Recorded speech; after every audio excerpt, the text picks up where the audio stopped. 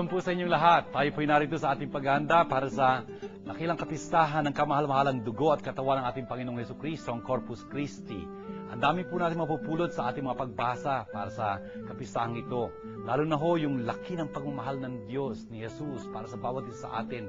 Kaya't binigay niya sa atin ang kanyang sarili, ang katawan at dugo niya upang maging pagkain, inumin natin sa ating paglalakbay sa buhay na ito. Kaya po sana'y talagang handang-handa kayo sa ating palatuntunan ito. Binabati ko po kayo mga magulang, mga anak, mga kasambahay, lalo na po yung may mga karamdaman sa inyo. Sana po makilahok kayo sa pagdurusa ng Panginoon. Ialay niyo yung inyong mga dinararang hirap sa mga misang pinagdiriwang sa buong mundo po. At kayong mga kaparian ng mga kapatid ko sa pagpari, ang mga diakono, reliyoso-liyosa, mga katikista, mga seminaristang nagpapalaganap ng salita ng Diyos. Sana po talagang mayroon kayo mapulot sa ating palatuntunan ito. Hindi para sa inyo lamang, kundi para sa inyong maibabahagi sa mga tuturuan ninyo. Kaya po, sama kayo naroon sa mundong ito, sa pagkikisa sa ating Word Made Flesh. Sana ipagpalain kayo ng Panginoon. Shalom sa inyong lahat.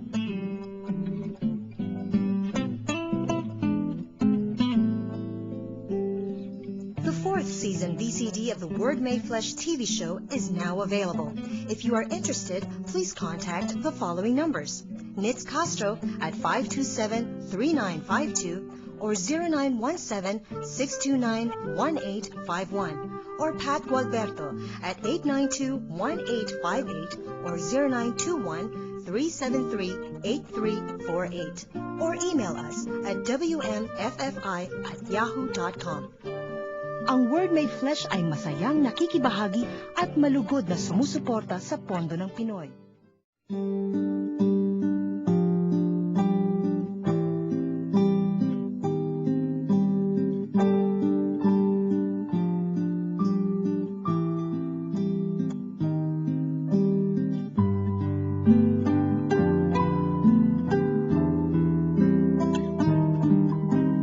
Sinalubong din siya ni Melchizedek, hari ng Salem at saserdote ng kataas-taasang Diyos.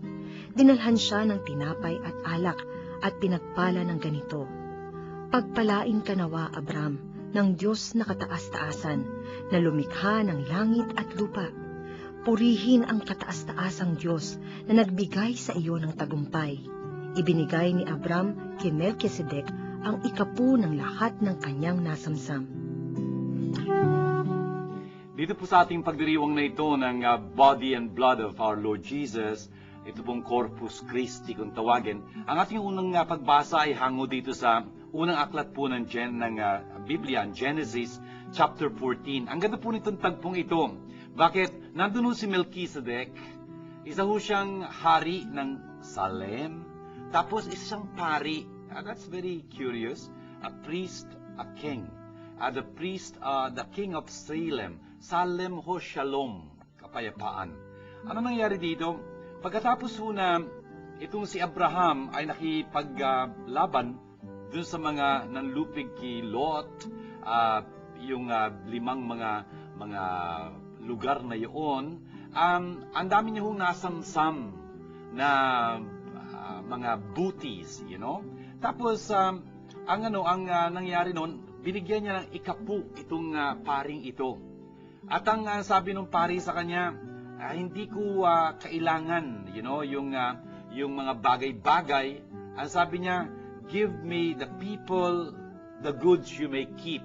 Medyo parang hindi ho naman siguro people lang yon. Living things, you know, living things. Yung mga hayop, for example, kasi bilang pari, mag-aalay siya ng mga handog sa Diyos. Kung kaya yung mga hayop, kunyari mga tupa, mga baka, ganyan, pwede niyang iaalay yung bilang sakripisyo, no? At ang sabi niya, yung mga bagay-bagay na iba, iyon na yun. Sabi ganyan nitong haring ito. Maganda ho yung pananaw na yun, no? Kasi I am a Salesian of Don Bosco, at dito ho nanggaling yung aming motto, you know? Sa Latin ho, pagka binasa niyo itong mga katagang ito, give me souls, take away the rest. Yun yung animus dito sa Latin. Animus means yung mga bagay-bagay na mayroong kaluluwa. Yung alive, animated, parang ganyan ba. Yun ang yun ang mga katagang ginamit dito sa Latin, damihi animas cetera tolle, give me the living things, take away the rest. And of course, for Don Bosco, kinuha niya ito, at ang yung ibig sabihin ng living things doon, yung really anima, ibig sabihin souls. Yun lang kung ang pinagkaabalahan ni Don Bosco kung tutuusin yung lingkod siya, makatulong siya sa mga kaluluwa, sa mga tao para sila'y mapalapit sa Diyos. Lalo na mga kabataan. Ito yung pinanggalingan ng motto ni Don Bosco, chapter 14, verse 21. Tapos nun, ang mangyayari nito, talagang pinapahiwatig ho nitong pag-aalay na ito ni Abraham ho, dun sa paring iyon. Pinapahiwatig ho nito yung ating pinagdiriwang. Kasi ho, sa umpisa ho nitong pagbasang ito, sa verse 18, ang sabi ho dito itong si Melchizedek na ito, hari ng Salem, ay naglabas ng tinapay at alak. Francis, tingin yun. Nasa lumang tipan tayo. Ang tagal-tagal bago pa nga nangyari yung pagipagtipan ng Diyos sa mga tao sa Sinai. We are in the times of Abraham, about the 13th century, Not only 13th century, a lot more before Christ. At ito ho, itong paring ito, si Melchizedek, nag-aalay na ho siya ng tinapay at alak. That is a very curious istorya kasi pinagdiriwang ho natin ngayon yung katawan at dugo ni Kristo. Alam natin, yun ang gagawin ni Jesus sa huling hapunan, yung tinapay at alak, gagawin niyang katawan at dugo niya, hindi ba? Dito ho, nababanaagan na ho yun na it is foreshadowed here in this reading from chapter 14, verse 18 of Genesis. Ito po, talagang yung mga pangyayari sa lumang tipan, brothers and sisters, please understand, magkakatotoo at magkakatotoo kay Jesus. Really, yung mga nangyari noon are shadows. Yung mangyayari kay Jesus are realities, ang ganda-ganda hong bagay noon. Ang dami-dami hong mga pangyayaring gano'n sa lumang tipan na makikita nyo magaganap kay Jesus. For example, hindi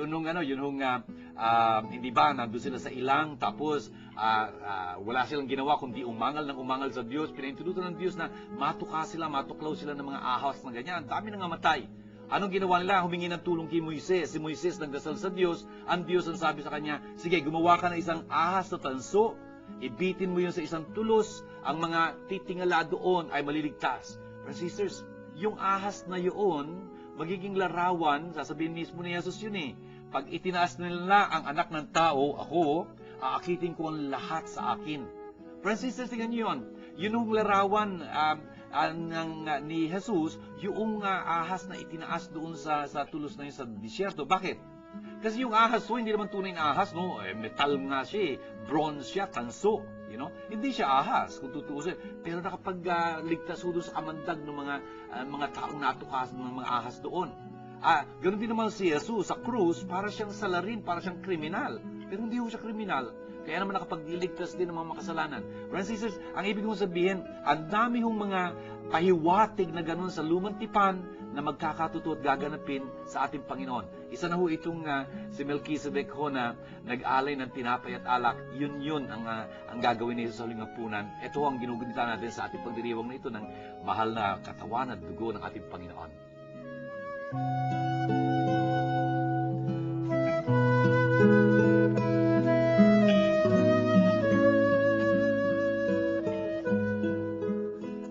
Season VCD of the Word Made Flesh TV show is now available. If you are interested, please contact the following numbers. Nit Castro at 527-3952 or 0917-629-1851 or Pat Gualberto at 892-1858 or 0921-373-8348 or email us at wmffi@yahoo.com.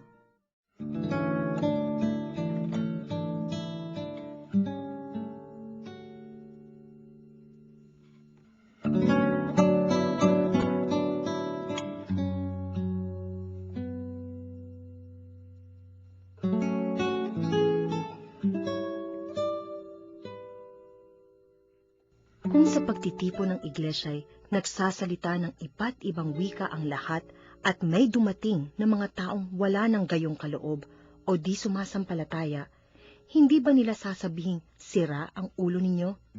Ngunit kung ang lahat ay nagpapahayag ng salita ng Diyos at dumating doon ang isang di sumasampalataya o taong wala ng gayong kaloob, makikilala niyang siya'y makasalanan, madarama ang kanyang tunay na kalagayan, at malalaman niya ang mga lihim ng kanyang puso. Kaya't maninikluhod siya, sasamba sa Diyos, at tuloy sasabihin, talagang ang Diyos ay nasa piling ninyo. Ano ngayon ang ibig sabihin ng lahat ng iyan, mga kapatid? Sa inyong pagtitipon, may aawit, may magtuturo, may maghahayag ng kalooban ng Diyos, may magsasalita sa iba't ibang wika, at mayroon namang magpapaliwanag ng mga sinabi nito. Gawin ninyo ang lahat ng iyan sa ikauunlad ng iglesia. Ito pong ating ikalawang pagbasa ay hango sa unang sulat ni San Pablo sa mga taga-Korinto, chapter 11. At napakahalaga po nitong sinasalaysay dito ni San Pablo doon sa kanyang mga Kristiyano na taga-Korinto. Ano sinasabi niya? Yung aking natanggap sa Panginoon, yun ang aking ipinapaabot sa inyo. Na ang ating Panginoon Kristo, nung gabi na siya pagkakanulo, ano ginawa niya? Kumuha ng tinapay, nagbigay puri at pasalamat sa Diyos, pinaghati-hati yun, at kanyang sinabi, ito ang aking katawan na ibibigay para sa inyo. Gawin niyo ito sa pag-aalaala sa akin. At ganoon din naman doon sa kalis. Nung pagkatapos ng kanilang hapunan, bago natapos yung hapunan yun, ang sabi niya, ito ang kalis ng bagong tipan sa aking dugo. Gawin niyo ito habang kayo umiinom sa aking pag-aalaala. Sabi niya. Friends, sisters, tingnan niyo itong ginagawa dito ni San Pablo. Meron siyang inaalala.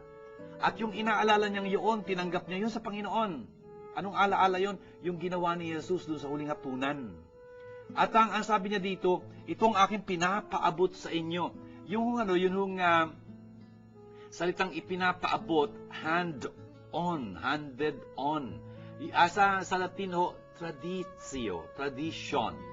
Trans in Latin means across, do means give. I give across, I hand on. Tandaan ho natin, tayo ho bilang mga Katoliko, bilang mga Kristiyano, yun ang pananampalataya natin. Yung isusulat pagdating ng panahon sa Biblia, please understand, ito ho ay talagang ipinapaabot na sa atin sa magitan ng salita. Maraming taon bago pa ito maisulat.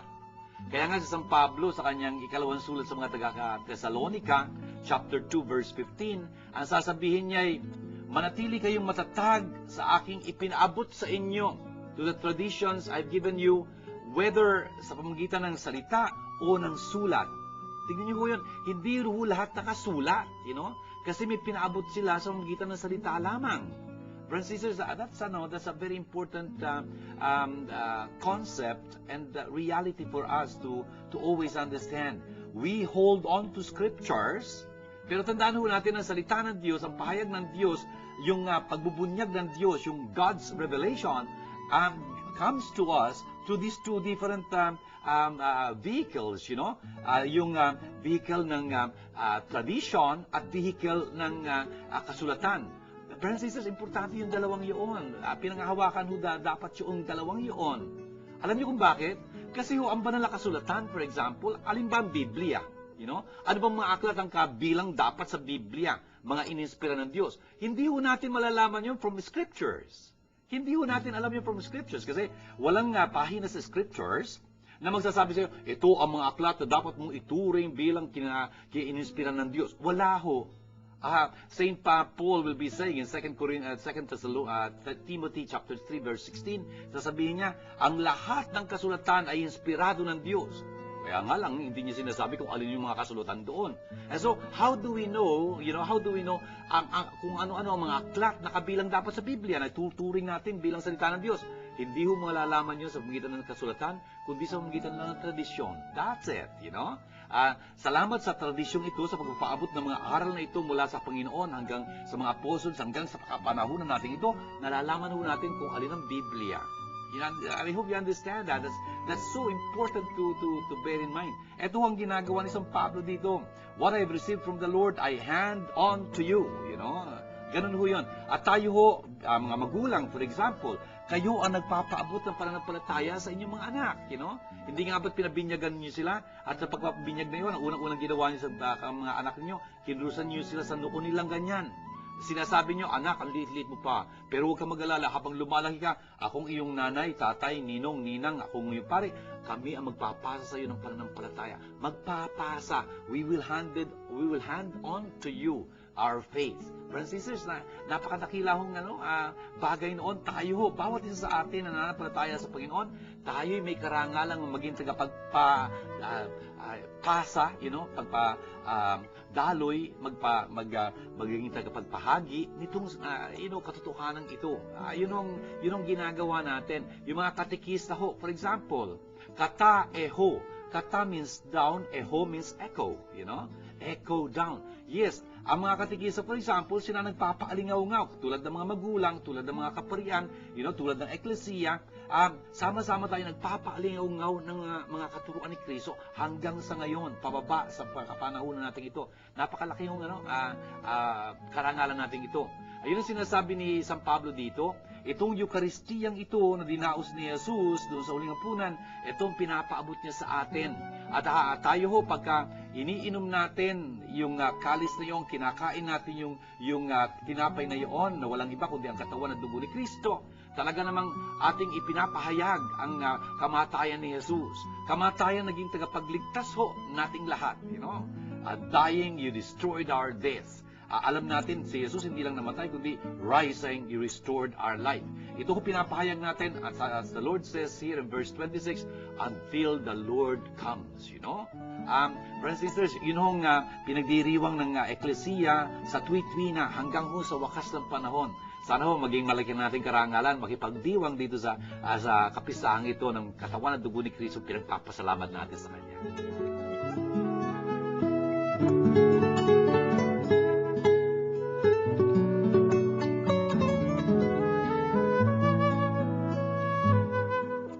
Season VCD of the Word Made Flesh TV show is now available. If you are interested, please contact the following numbers. Nitz Castro at 527-3952 or 0917-629-1851 or Pat Gualberto at 892-1858 or 0921-373-8348 or email us at wmffi@yahoo.com.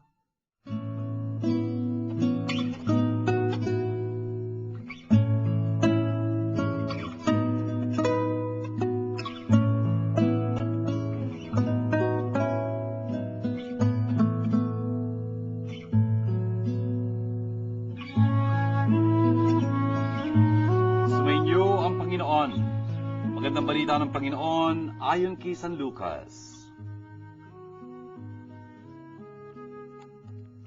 Malugod silang tinanggap ni Jesus. Nagsalita siya sa kanila tungkol sa paghahari ng Diyos. Pinagaling niya ang mga may karamdaman. Nang dumidulong na, nilapitan siya ng 12 at sinabi sa kanya, paalisin na po ninyo ang mga tao na makaparoon sila sa mga nayon sa kabukiran sa paligid upang humanap na makakain at matutuluyan. Nasa isang ilang na lugar po tayo. Ngunit sinabi niya, kayo ang magbibigay sa kanila ng makakain. Sumugot sila, wala po tayo kundi 5 tinapay at 2 isda. Kaya kailangan bumili kami ng pagkain para sa mga taong ito. May 5,000 lalaki ang naroon. Ngunit sinabi niya sa kanyang mga alagad, paupuin ninyo sila ng pulupulutong na tig-50. Gayun nga ang ginawa nila, pinaupo ang lahat. Kinuha ni Jesus ang 5 tinapay at 2 isda, tumingala sa langit, at nagpasalamat sa Diyos. Pinagpira-piraso niya ang mga ito at binigay sa kanyang mga alagad upang ipamahagi sa mga tao. Nakakain ang lahat at nabusog. Tinipon ng mga alagaran lumabis at nakapuno sila ng 12 bakol. Ito mga kapatid ang magandang balita ng ating kaligtasan. Mga kapatid, tingnan niyo po itong ating ebanghelyo para sa pagdiriwang natin ito ng katawan at dugo ni Kristo ay itong himala, yung pagsasalaysay nitong himalang ito na kung tutuusin ay ang kaisa-isang himala na ginawa ni Jesus na inilalathala ng 4 na mga ebanghelista. Mateo, Marcos, Lucas 1, sinasalaysay ho itong milagrong ito. Ewan ko lang kung naintindihan niyo po yung sinasalungguhitan ko dito. Ang dami-dami hong himalang ginawa ni Jesus. Ano? Siguro, pagka nagkatanungan tayo, naku, ang dami niyong masasabing mga himalang ginawa niya. Pero, yung mga himalang yun, kuminsan, isinasalaysay yun ng isang ebanghelista, o kaya 2 ebanghelista, o kaya 3 ebanghelista. Wala hong himalang sinasalaysay ng 4 na ebanghelista, maliban dito sa himalang ito. Bakit kaya ganun? Bakit ito lang ang himala na talagang 4 silang nagsasalaysay nito? Kasi nga ho, ito'y isang himala na talaga namang napamahal sa mga Kristiyano mula pa ng umpisa. Hindi lang yon. Malamang ang nangyayari ho, pagka nagdiriwang sila ng Eucharistia ng Panginoon, pagka nagtitipon-tipon sila upang ipagdaos, yung sinagawa ni Jesus sa huling hapunan sa pag-aalaala sa Kanya. Pagka nagtitipon silang ganyan, malamang pinag-uusapan nila itong himalang ito na ikikwento itong madalas. Kung kaya naman tingnan nyo, hindi malimut-limutan. Kung kaya nung nagsulat na yung mga kinatawan ng Eklesiya na susulat nung salaysay tungkol kay Jesus, yung mga ebanghelista, kung tawagin natin, the evangelist, hindi nila malimut-limutan itong himalang ito na talaga dapat maisulat nila kasi alam na alam to ng madla at talaga nang napamahal sa kanila. Tingnan niyo ho yung mga action ni Jesus dito. Ang sabi niya, kinuha niya ang tinapay, tumingala sa langit, nagpasalamat, tapos pinagpira-piraso, ibinigay. Yun yung 5 actions na yon, yun yung ginagawa sa Eucharistia, di ba? Exactly. Kung kaya yung Eucharistia tsaka itong himalang ito, talaga magkatambal sila, hindi malimut-limutan talaga itong himalang ito. Ano nga ba nangyari sa ating salaysay na ito? Alam nyo, ang tagpo dito I started reading from verse 11, Pero kung tutuusin, ang istorya ho, nag-umpisa sa verse 10. Ano ba ang verse 10? Yung mga apostol niya, yung mga sinugo niya na mangaral, sa mga lugar na pupuntahan niya, nagsibalikan na sila ngayon. Anong ginawa ni Jesus? Pumunta sila sa isang bayan, Bethsaida.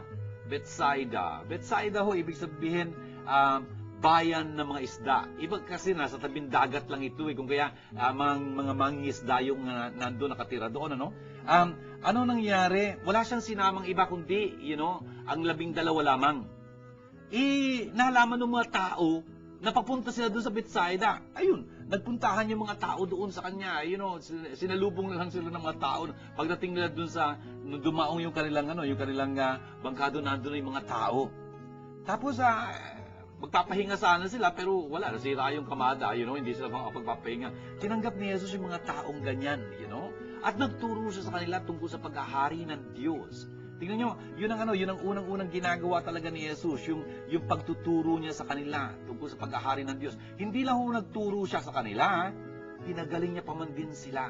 Lahat ng nangangailangan ng pagpapagaling, pinagaling ni Jesus. Ang ganda-gandang bagay noon, si Jesus ho talaga namang kanyang kakalingain yung mga tao sa pinakamatindi nilang pangangailangan.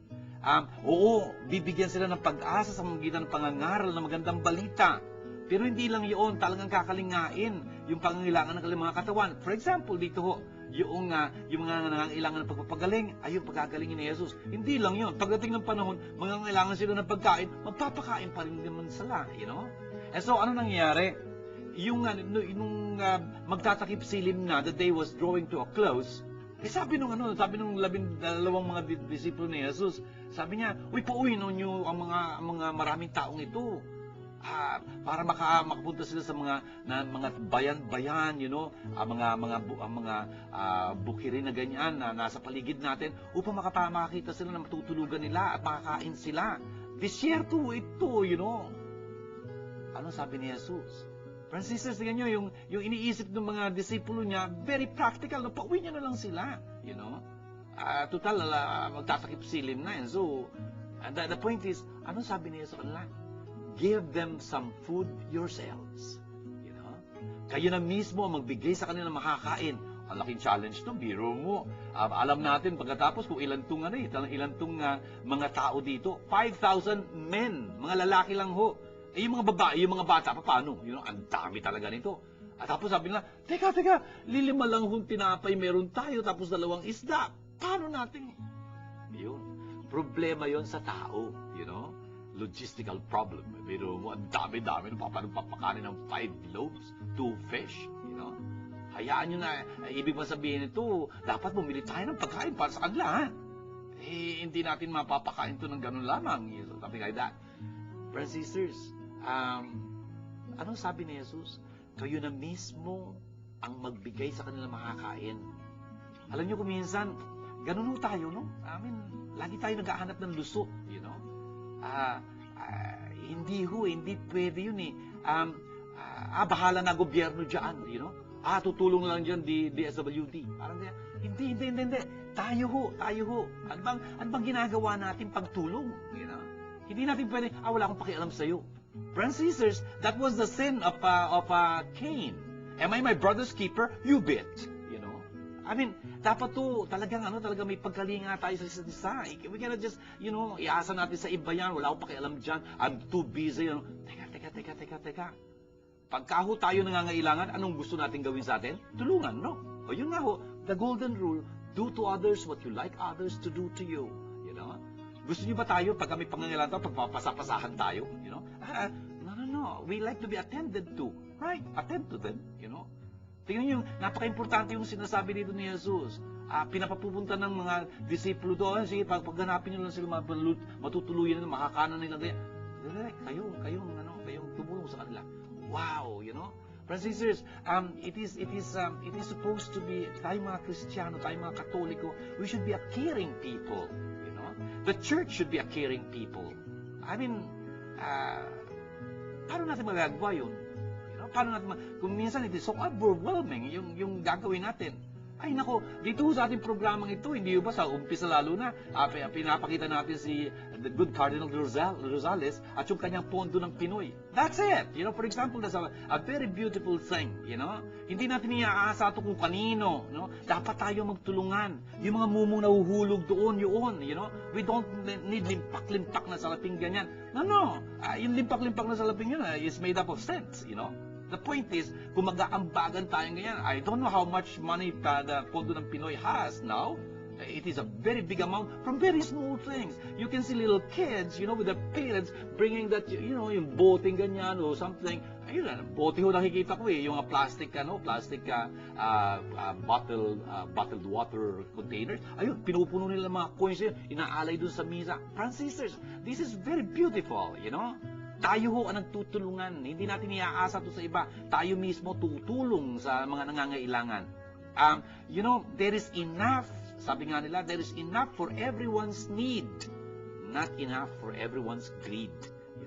Pagka pinairal natin talaga, kaswapangan, kaganira, nako, hindi ho sasapat talaga to. Pero pagka talagang ang pangailangan lang natin, ang tutukuyin natin, sapat ho yung nandito sa paligid natin at may lalabis pa, makatutulong pa tayo. O ngayon, ano nangyari dito? Ang sabi niya sa kanila, paupuin nyo sila sa grupo-grupo ng tigli-50. Ang ganda ho siguro. Do you imagine this, brothers and sisters? Imagine it.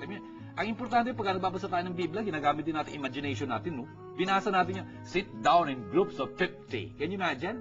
Para sila mga flower, plots, tiga 50 ganyan, they sit around. This is beautiful, Kasi alam natin from St. John na itong panahong ito is springtime, Talagang may grass. Maganda umpo doon, hindi naman disyerto in the sense na, talagang sand yun, hindi ho sand yun. Sa Israel ho, hindi naman ganun yun. May mga deserts ho, pero wala naman sila desert. Nandun ho sila sa parang rice granary ng Israel, Galilee. Hindi ho disyerto yun. Anyway, the point is, they could sit down really. It's so beautiful to see, tumpok-tumpok silang ganyan. Friends, pagka nakaupo ka, ibig sabihin talagang dependent ka, no? Hindi ka makakalaw. Kung nakaupo ka, naghihintay ka doon. They will depend on God. And God is gonna do something. Yes, they have only 2 fish, 5 loaves. Kakaunti, ho? Yes, kakaunti. Pero pagka nilagay natin yung kakaunting yun sa kamay ng Panginoon, naku, alam niya kung gumawa ng milagro. Pero hindi tayo pwedeng mag-expect ng milagro sa Panginoon kung wala tayong pinagkukusa, wala tayong inaambag, Hindi ho konsentidor ng tamad ang Panginoon, kung tutuusin. Tutulungan niya tayo kung tutulong tayo sa ating mga sarili. Do your best, God will do the rest. Nasa Diyos ang awa, oo, nasa taong gawa. We got to contribute. Friends and sisters, doon ho sa Ebanghelyo ni San Juan, itong tagpong ito, maganda ho kung saan ang galing yung 5 tinapay na yun, tsaka yung 2 isdang yun. Saan galing yun? Sa isang maliit na batang lalaki. Baon niya siguro yun, baka mag-excursion siya, o may field trip sila, ewan ko kung ano. Basta meron siyang baon, And the point is, yung baong niyang yun, inambag niya.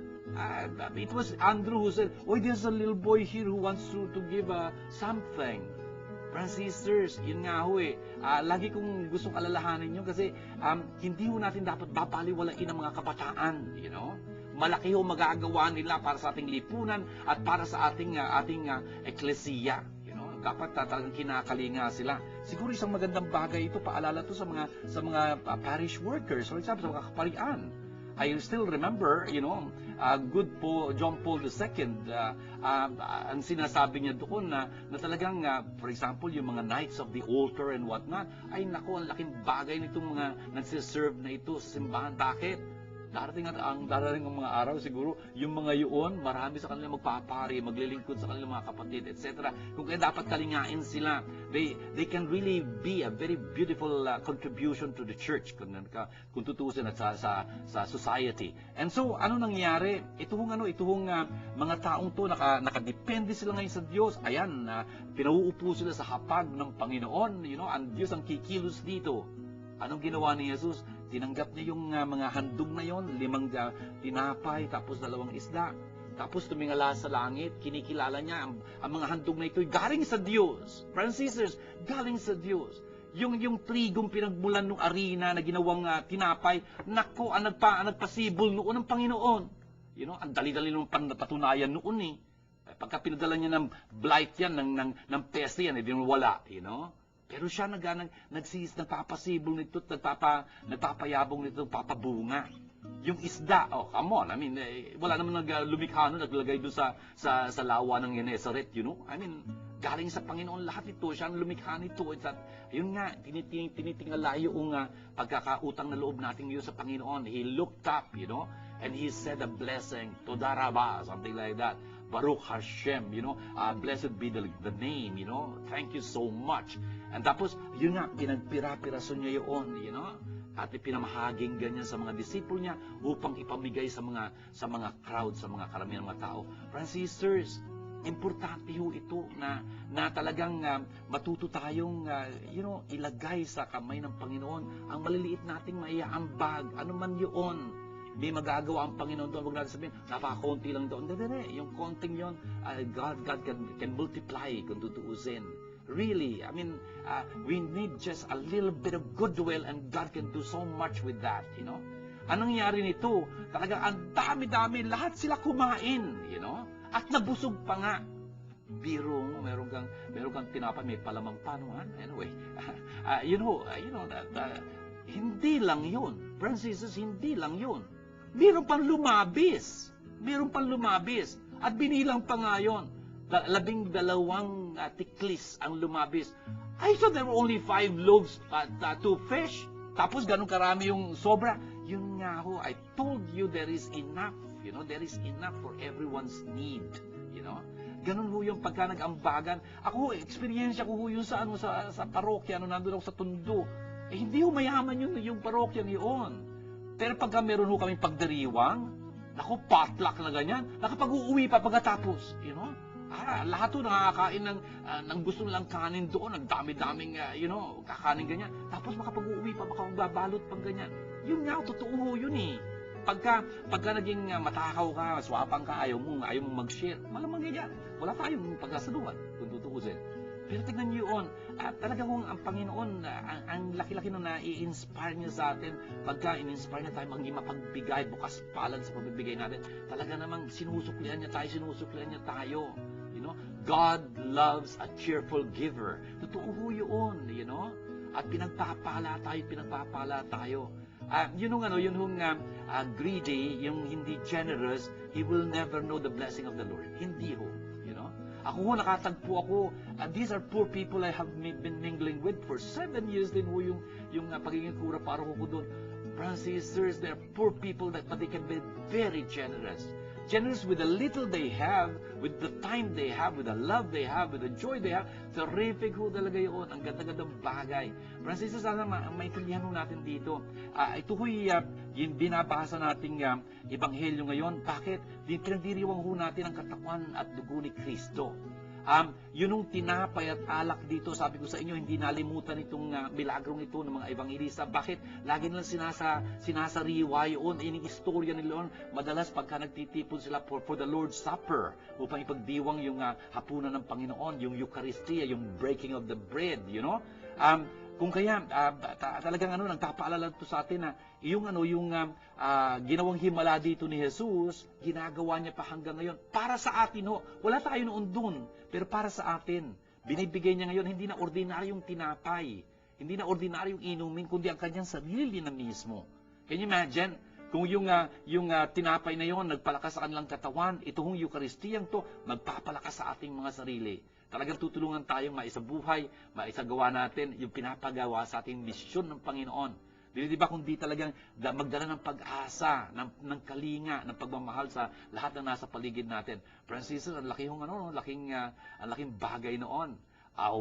Binigay ni Jesus ang kanyang sarili bilang pagkain sa atin, tinapay at alak, yung kanyang katawan at dugo, upang talagang palakasin tayo. Upang talagang bigyan tayo ng panibagong buhay, talagang pasiglahin yung ating buhay, pangkaluluwa, buhay pananampalataya. Nasa ganung paraan talaga, maging kasangkapan niya tayo hanggang sa kaduluduluan ng mundo, hanggang sa wakas ng panahon. Yun ho ang ating pinagdiriwang sa bawat misa, ang ating dinadaluhan. Sana ho, maging karapat-dapat tayong tumanggap kay Jesus. Sana yung pagtanggap natin kay Jesus, tumulong sa ating maging mapagbigay. Not just say thank you to the Lord, but share. Importante yun. When you receive a favor, don't just say thank you, pass it on. Ganun ho yun. It is so beautiful to celebrate this feast of the body and blood of Christ. Talagang kitang-kita mo doon kung gaano kalaki yung pagmamahal ni Jesus sa atin. Wala siyang pinagkait. Binigay niya ang buong niya sarili sa atin. Tayo din sana maging ganon. Buong bibigay natin ang ating sarili sa Kanya at sa ating mga kapwa.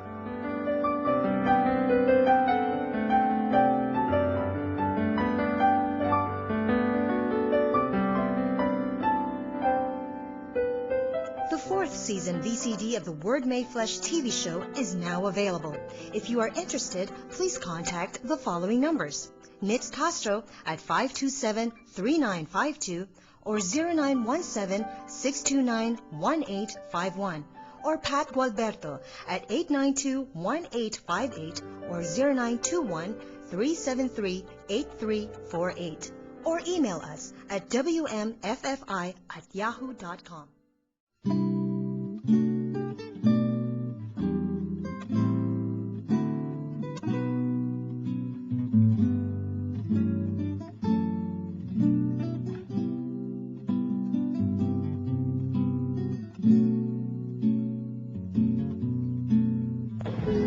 Yun, bahit po maraming tawag sa Diyos. Hi, John. Thank you dito sa tanong mo. Bakit maraming tawag sa Diyos? Nga pala, kaya pa dami natin tawag sa Diyos. Kasi ang Diyos, bagamat napakapayak niya, simple lang na katotohanan, ay talaga namang napakayamang katotohanan nito, para ba siyang isang diamante? Di ba? Isang diamante, ewan ko lang kung alam mo diamond, no? Yung diamond na yun, maraming facets, maraming mga sides, no? Pagka iniikot mo siyang ganyan, iniikot mo siya, yung bawat facet doon throws a new light. Ang iba-iba mga kulay or something like that. Pero isang diamante yun, you know? Ang Diyos din ganun, ang yaman-yaman kasi ng kanyang katotohanan, yung kanyang realidad, yung kanyang reality is so rich na you can approach Him in different ways. Ang ganda-ganda ng liwanag na sinasaboy niyang ganyan. Bakit? Napakayaman niya talaga sa katotohanan, you know? Ang yaman-yaman niya. For example, siya'y maawain, siya'y matulungin, siya'y mapagpatawad, siya'y mapagkalinga, siya'y makatotohanan, ang dami nun, you know, kung tutuusin. Anyway, bakit ganon? Ang daming tawag sa Diyos. Dahil Diyos siya, you know? Dahil Diyos siya. Napakayaman ng katotohanan ng Diyos. Father Diyos, masama po bang hindi mag-ubos ng pagkain? Hi Janet, itong tanong mo, kasalanan po ba ang hindi pag-ubos ng pagkain? Oo. No. Lalo na pag inalala mo, dami-daming taong hindi nakakain dahil wala silang pagkain, tapos ikaw magtatapon ng pagkain. Bawal yon, hindi ganun yon. Doon sa Ebanghelyo binasa natin kanina, tungkol sa pagpaparami ng tinapay para sa 5,000, tingnan nyo sa dulo noon, pagkatapos sila makakain, ano sabi ni Jesus? Tipunin ninyo ang mga lumabis upang wag masayang. That's right. Hindi tayo dapat mapag-aksaya. You know? Kung minsan, dapat mga magulang, be careful. You know? Yung mga anak, dapat sanayin, maging responsable sa kanilang pagkain. Hindi yung, ewan ko, kuha ng kuha, tapos hindi naman uubusin. Mali. You know? Mali. Sa alang-alang natin, ang dami-daming tao natutulog na gutom. Bakit? Walang makain. Wala tayong karapatan mag-aksaya. Kaya, hindi maganda yung hindi ubos yung pagkain, ha? Kunin mo lang yung pagkain, mauubos mo, tapos pasalamat ka sa Panginoon.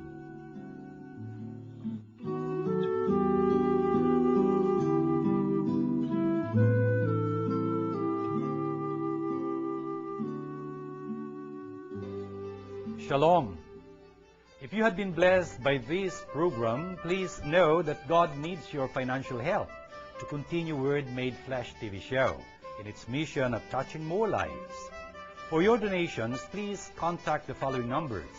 Father June Lingard, SDB at 823-9263 or 823-9220 or 0917-833-0863. Or Miss Nitz Castro at 527-3952 or 0917-629-1851. Or make your deposits to Word Made Flesh Foundation Incorporated, PPI account number Philippine Pesos 0011165362 or our dollar account 0014151206. I'd like to thank you on behalf of Word Made Flesh Foundation. Shalom.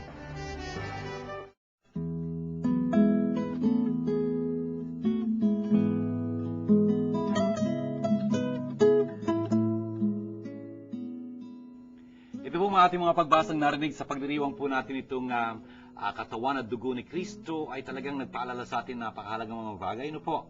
Ito pong unang pagbasa mula sa Genesis, ayun, nakita natin si Melchizedek, isa ho siyang hari ng kapayapaan, isa siyang pari, you know, at talagang nahihintulad ho sa kanya ang anak ng Diyos, hari at pari, you know, walang pinagmulan, something like that, walang katapusan. You know, ang story ng Melchizedek dito, hindi mo alam kung saan siya nagmula, kung kailan siya namatay.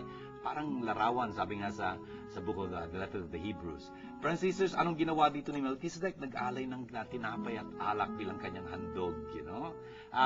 Yun ho yung gagawin ng dakilang pari natin si Jesus pagdating ng panahon sa huling hapunan. Yung ikalawang pagbasa, narinig natin si San Pablo sa kanyang sulat sa mga taga-Korinto, inaalala niya yung katuruang tinanggap niya sa Panginoon na ngayon pinapasa niya sa kanyang mga Kristiyanong taga-Korinto kung anong ginawa ni Jesus doon sa gabi na ipagkakanulo siya doon sa huling hapunan, kung paano binigay niya ang kanyang sarili sa kanyang mga disipulo nung kanyang ginawang yung tinapay na kinakain nila at pinagsasaluhan, kanyang katawan. Yung kalis sa kanilang iniinom mga sama-sama ay kanyang magiging dugo.